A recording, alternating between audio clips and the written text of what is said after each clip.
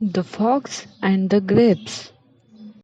One afternoon, a fox was walking through the forest and spotted a bunch of grapes hanging from over a lofty branch. Just the thing to quench my thirst, quoted the fox. Taking a few steps back, the fox jumped and just missed the hanging grapes. Again, the fox took a few paces back and tried to reach them but still failed. Finally, giving up, the fox turned up his nose and said, "They are probably sold anywhere," and proceeded to walk away.